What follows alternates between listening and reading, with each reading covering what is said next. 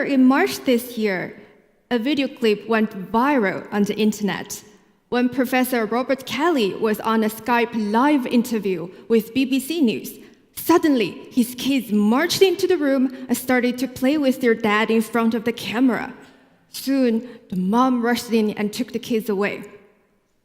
While millions of netizens were having a great laugh on this funny moment, someone left comments like, "Ooh, please let us know if the nanny was terminated after this interview." Or, "Poor nanny, she's so going to be fired after this." And I can't stop thinking, why did people just naturally consider the mom a nanny? Was it because she looked a little bit panicking? Or because of, well, what she was wearing? Or just because of her Asian look? Well, as an Asian myself, I have confronted many awkwardly funny moments like this since I went abroad. I remember that "help me" look on my classmate's face when we were having a very challenging mathematics course.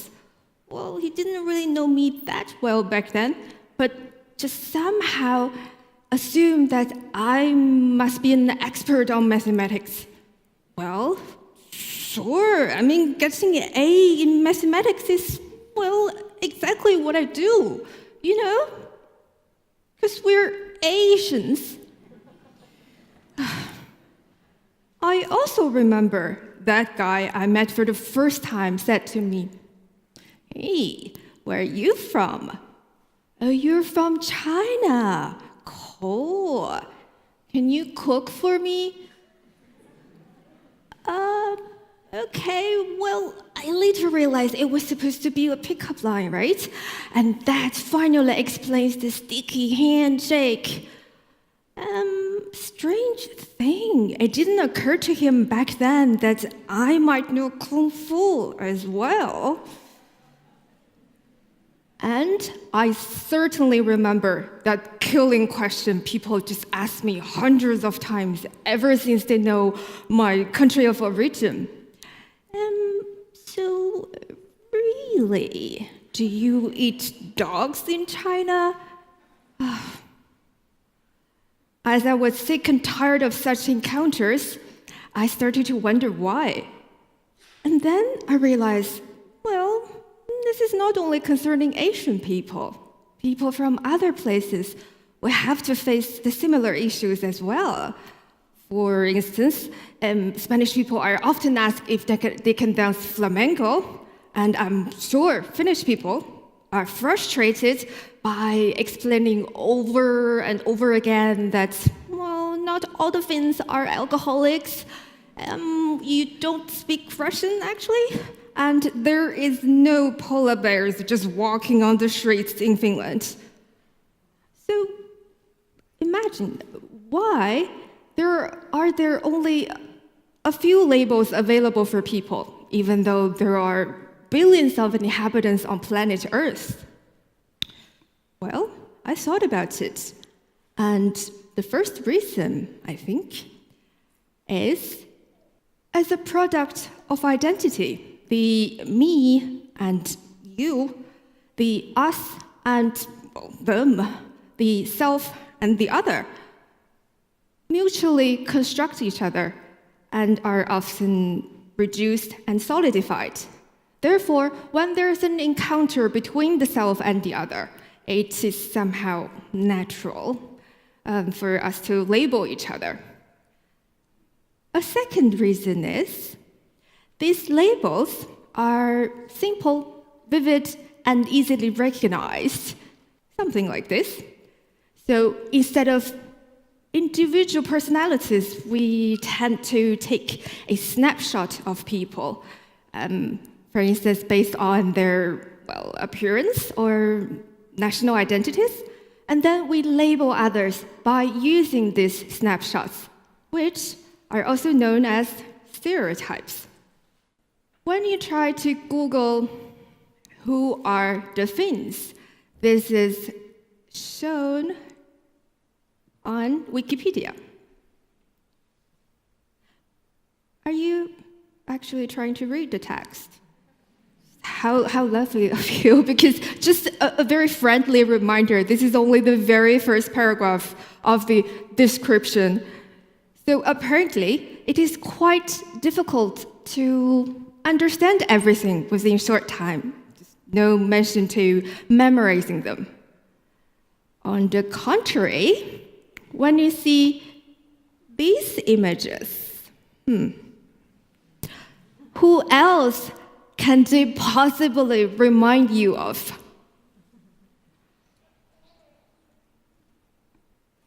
This is probably why these images, so-called the Finnish national emojis, are launched as by This is Finland. Among all the problems of stereotypes, one of them is the generalized images are, let's say, not always up to date. Some years ago, I was invited to attend an event at a Finnish casino where they wanted to celebrate Chinese New Year. Just don't take it wrong. Well, I don't gamble at all. I was just merely curious of, well, casinos, of course, and this very event. I mean, why and how a Finnish casino is going to celebrate, well, our New Year, right? Well, things went pretty okay at the beginning of my very first trip to a casino. I mean, they decorated part of the interior in a, let's say, traditional Chinese way and prepared tasty Chinese foods. Well, everything was okay. But when the Finnish waiter showed up, everybody froze. I see that every single Chinese guest was trying to stare at him, but try not to do that at the same time. This is simply something one cannot unsee. Without exaggerating anything, the waiter back then in the casino looked just like this. He dressed like this, wore strange makeup, including the mustache and the pigtail. And he had the similar look, just like this. Well, I kind of understand the look, actually. I mean, anybody who's asked to, well, dress like this cannot look happy. What I didn't understand is why? Why would anyone want to, well, wear ridiculous costume and makeup like this? It took me quite a while. And then I think I can only assume that the casino, well, maybe they wanted to show some hospitality by utilizing their limited knowledge about China. And a typical Chinese image to them, well, happened to be Fu Manchu. In case you don't know yet, he is a Chinese version of Professor Moriarty, Mr. Evil, who was actually created almost 100 years ago by the Westerners. So at that night, I guess every single Chinese guest just had this question to the casino. Do we Chinese people look like this to you? So just like this, little by little, people start to realize, well, maybe it is not appropriate to label others by using negative stereotypes, especially after they have experienced this themselves. And then you may ask, well, then how about the positive stereotypes, the good ones? Well, here's one example. One day, I was having a discussion with my friends on how cultural differences may give an impact on relationships.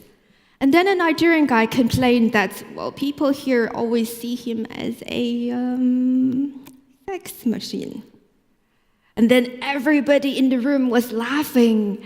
And another guy just asked him, dude, isn't it a good thing? You're saying this as if it is a sweet burden to you or something. And then the Nigerian guy answered disappointedly, "No, not really. I would rather want people to know more about me." Another example comes from the 2016 Academy Awards. While the host was complaining about no black people being nominated for an Oscar or something, he introduced 3 Asian kids who were, according to him, the most dedicated, accurate, and hardworking representatives from an accounting company. And then he added, "It's okay. Well, if anyone's upset about that joke, just tweet about it on your phone, which was also made by these kids." Many people were upset because Asian people merely became a stereotype of smartness and a reference to child labor. These examples just show that it is not always a pleasant feeling to be generalized. Even sometimes it seems like you're given a positive image because, first of all, this is not you. The so-called positive stereotype, they still generalize you, and there are still characteristics people imagine about you. And usually when people look at you in a stereotypical way, they tend to lose the interest on finding out who you really are. And once they realize you're different from their imagination, people would always say, "Well, you're not like a typical Chinese or Finnish," and they get really disappointed. Therefore, even though the Finnish national emojis are really adorable, just imagine what kind of a message they might send to people when you see, well, these images. The Finnish love, a Finnish, famous bus stop, and my personal favorite, the Finnish way of happiness. Secondly, positive stereotypes are still a showcase of condescending judgment. Just as one of my European friends once told me from the bottom of her heart, "Oh, you're like the coolest Asian I've ever known." Well, I think she probably means that I'm different from a typical Asian. I probably am more outgoing than she expected. I make jokes. I speak fluent English. I told her I have never eaten a dog in my life, and most importantly, I don't take photos 24/7 everywhere as they imagined. In real life, people are all individuals and are all different. Meanwhile, we're not that different from one another. Who said only Asian tourists hold the copyright of taking lots of photos? And it doesn't matter if the stereotypes are positive or negative. They still reduce people to a few simple and essential characteristics and symbolically fix boundaries between people. So why don't we just drop the labels and be ourselves? There is one thing we should always remind ourselves. The label you put on others doesn't even show 1% of who they are, but 100% of who you are. Thank you.